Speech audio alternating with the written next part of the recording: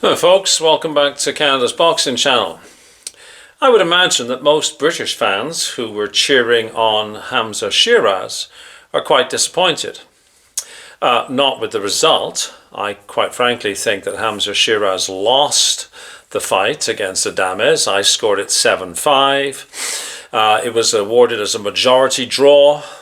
But I would say that people would be disappointed because, quite frankly, Hamzah Sheeraz, I think, could have won that fight if he had come to fight. It seemed to me, honestly, that he came to not get hit. He started well, worked behind a jab, seemed to control the pace and the direction of the fight. And I thought, okay, I picked Adames to win, but yeah, I thought, fair enough, we'll see. Hamzah is going to be the real deal or not. But I don't think so. I gave pretty much,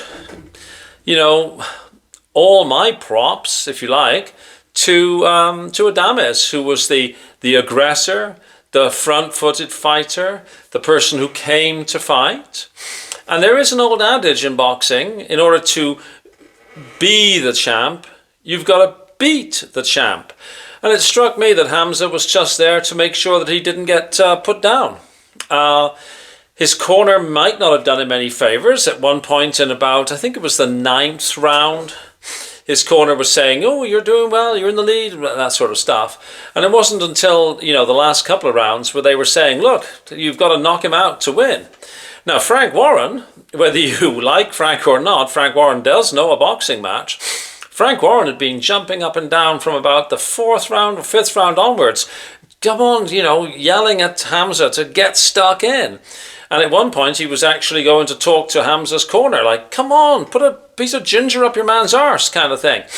No, I thought Hamzah Sheeraz was very disappointing.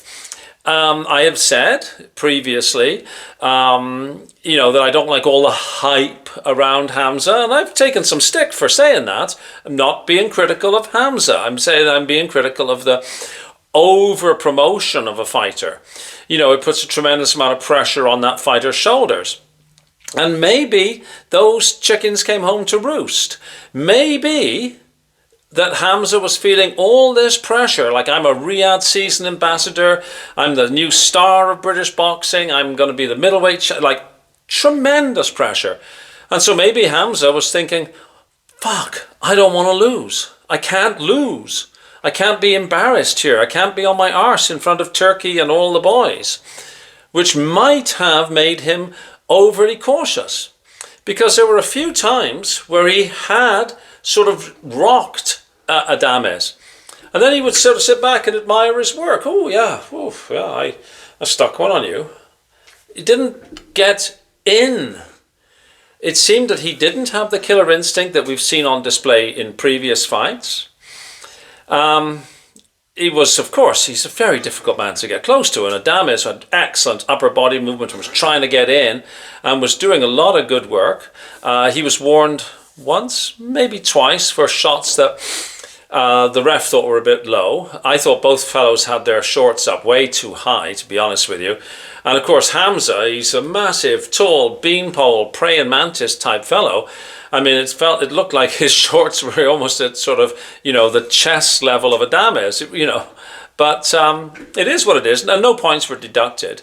The scores, first judge scored it 1 round, I think, to Sheeraz, which, God, he was watching a different fight to me.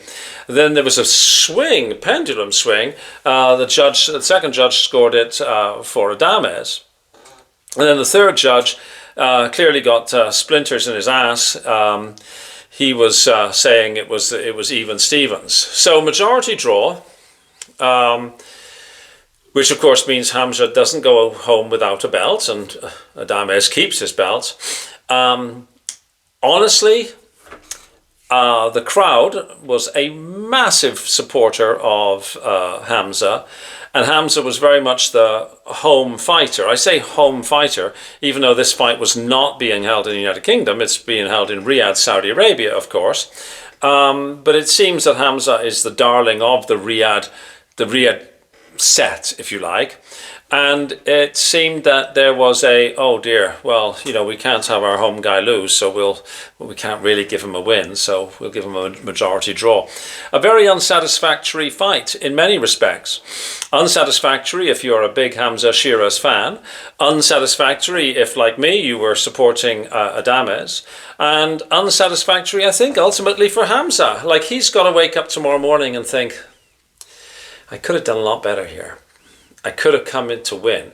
I would have had more respect for Hamzah, to be honest, if he had thrown everything at it in the last couple of rounds and got clipped and got put down. Because he would have showed that he came to take the belt off the champion. You can't beat the champion by just trying to survive 12 rounds, in my book. Now, of course, judges see things very differently. So, like I say, disappointing for me, disappointing, I think, for Hamzah, disappointing for Hamzah's team, disappointing for Adame's team, and, disappointing, I suppose, if you're a fan of boxing, because I won't say this was a robbery, but it seemed like a very unsupportable decision in my eyes. Let me know what you think. Please hit like, please share, please subscribe. If you've got friends who like boxing, maybe direct them to this channel, see if they like it. We've got a good crowd now of people who regularly contribute, and yeah, it's growing, which is wonderful. I'm thoroughly enjoying what I'm doing. And now back to see Shakur and young Josh Padley. It's playing without the commentary on in front of me here, and fingers crossed for young Josh to do as well as he can. Hey, always like an underdog. He shouldn't really be able to win any minute of any round, but fingers crossed, right? And hopefully he does well. All right, cheers. See you next one. Bye bye.